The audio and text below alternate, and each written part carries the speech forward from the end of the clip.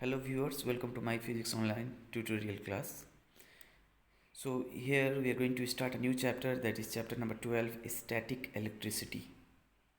So watch the video till the end. At the end of the video I will be giving few questions which you need to write in your exercise book. So from the name itself it is clear that is static electricity, that is electricity which is produced due to charges at rest. And the branch of physics which deals with the static charges are also called static electricity or electrostatic, right? So when an insulator is rubbed with any other material, they exchange their charges and one becomes positive charge and one becomes negative charge. So there is a Greek scientist who discovered a substance, a yellow color substance named amber. So when he got this substance amber from the shore of Baltic Sea, after rubbing with an woolen cloth, it was found that it can attract any other lighter objects.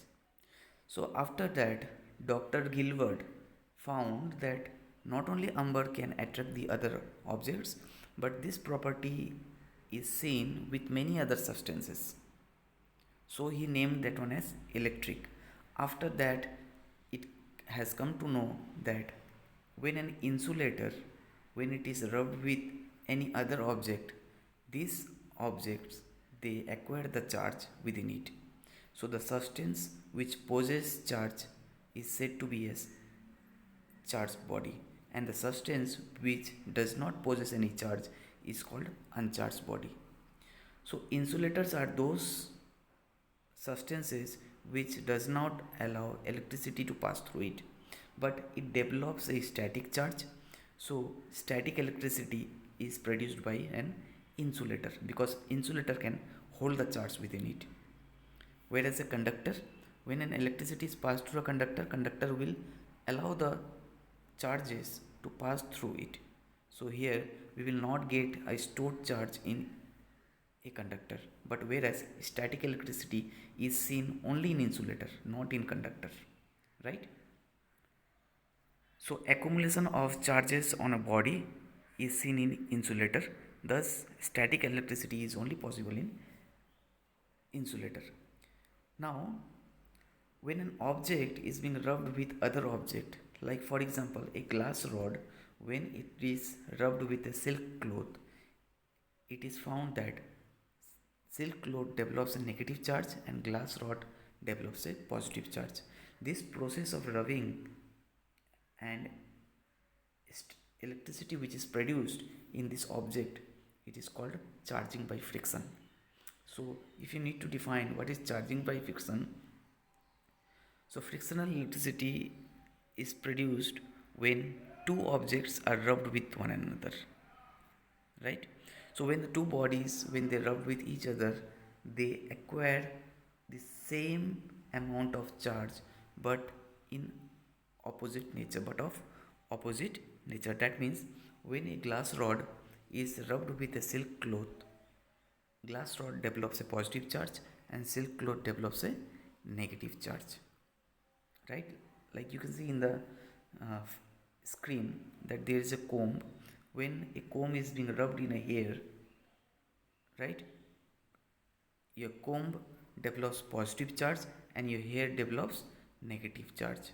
And when this comb is brought near to the piece of paper, the piece of paper gets attracted towards the comb because comb is now charged, right? Not only with a comb, you can find with a plastic ruler also. When you rub a plastic ruler in your hair and when you bring it towards a bits of paper, then you'll find that the paper is getting attracted to the plastic ruler. Same with the inflated balloon. When it is rubbed with a nylon or polythene cloth, it gets the property of attracting the bits of paper. Similarly, when a glass rod is rubbed with a silk cloth, the glass rod develops a positive charge and a silk cloth develops a negative charge. Now the question comes, why the glass rod develops positive charge and the silk cloth negative charge? Why not that's the opposite? Like why not the glass rod develops negative charge and silk cloth develops positive charge. The reason behind here, this glass rod here, electrons are loosely bound. That means it has a tendency to leave the electrons. And here in silk cloth, it has a tendency of attracting the electrons. So therefore, when the glass rod leaves the electron, that means when the electrons gets come out from this glass rod, so there is a deficiency of electron. So due to deficiency of electrons, it develops a positive charge, whereas silk cloth gains equal number of charges that is being thrown by the glass rod. It will accept the electrons, and the number, or it will have excessive number of electrons. So therefore silk cloth develops negative charge and glass rod develops positive charge. So when they are rubbed with each other, both becomes charged body. So equal number of charges gets transferred. If a glass rod is leaving 5 electron, then a silk cloth will gain 5 excess electrons. So this definition you need to learn. In the process of charging by rubbing, both the bodies are charged equally and oppositely. Okay, the charging has been possible because of the transfer of charge from one body to another. There is no creation of charge. That means, just now I told, if 5 electrons is being left by the glass rod, 5 electrons will be gained by the silk cloth. That was charging by friction, where there was an actual contact between the charged bodies. But there is other way of charging a body by without touching it. When a one charged body, uncharged body gets charged from a charged body without touching, without in a physical contact, then that process is called charging by induction. So this is a process of charging our body without touching it with the charged body, right? Like for example, if we have one glass rod which is positively charged after rubbing with silk cloth, now I bring a spherical ball which is neutral charge, but when I bring towards this spherical ball, this charged body, it has been seen that near end will develop negative charge and farther end it will develop positive charge. That means when this glass rod is brought near, this positive charge will attract the negative charge from this spherical body. So electrons or this negative charge are accumulated at the near end, and same charge, that is positive, this same charge, similar charge will accumulate in the other end. This way of charging is called charging by induction. So what is charging by induction? Charging by induction is a process in which an uncharged body is charged by a charged body when it is brought near without touching it, such that opposite charges are accumulated at the near end and similar charges are accumulated at the farther end. So from the diagram it is clear, you see, when there will be repulsion, when there will be a attraction. If a glass rod, after rubbing with a silk cloth, it develops a positive charge, when another glass rod is brought near to it, that is also having a positive charge, they will repel each other.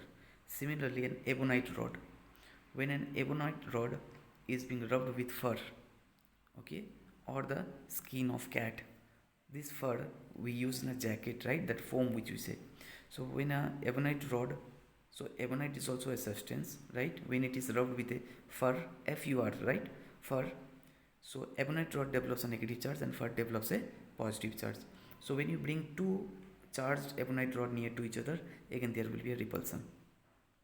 Now when you bring a glass rod near to a ebonite rod, one is positive charge and one will be negative charge, they will attract each other. So there will be attraction. So when like charges are brought near to each other, there will be a repulsion. When an unlike charges are brought near to each other, there will be attraction. So this is also called fundamental of electric charges. According to fundamental of electric charges, like charges repel each other and unlike charges attract each other. Quantum nature of charges. Charges are in form of electrons in a substance. So if we need to calculate the total charge in a conductor, that is an integral multiple of basic unit of charge. This is also called quantization of charge. Okay, the total charge enclosed in a body is equals to integral multiple of basic unit of charge. Okay, so charges can be positive, charges can be negative, that's why plus minus. So SI unit of charge is what? Coulomb. And when I say micro coulomb, micro means 10 to the power minus 6 coulomb. Micro is given by mu, which is equals to 10 to the power minus 6, right? And milli coulomb, when I say, that is milli coulomb, when I say, that means 10 to the power minus 3 coulomb. Okay, so these are the units which will be used in the numericals. So you see, I have explained why a glass rod develops positive charge and a silk rod develops negative charge. So glass rod develops a positive charge because the glass rod had a tendency of losing electron, whereas silk cloth has a tendency of gaining electron. So therefore glass rod loses electron very quickly and silk cloth develops or accepts that electron and becomes negatively charged. Similarly with ebonite when it is rubbed with fur. Okay. Conservation of charge. According to conservation of charge, charges cannot be created, neither destroyed. It can be transferred from one body to another. So when you're rubbing a glass rod with a silk cloth, glass rod develops a positive charge by leaving electron, and same number of electron is being accepted by the silk cloth. So therefore charges are not being destroyed, it is only transferring from glass rod to silk cloth.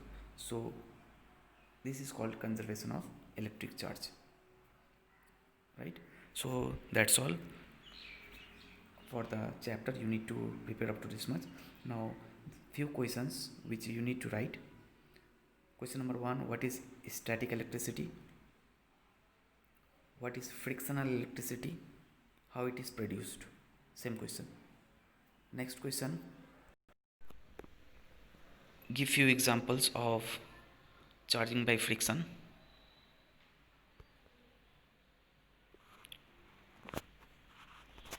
Next question, what is charging by induction? Give an example. What is fundamental of electric current? Next question, when a body develops positive charge and when it develops a negative charge.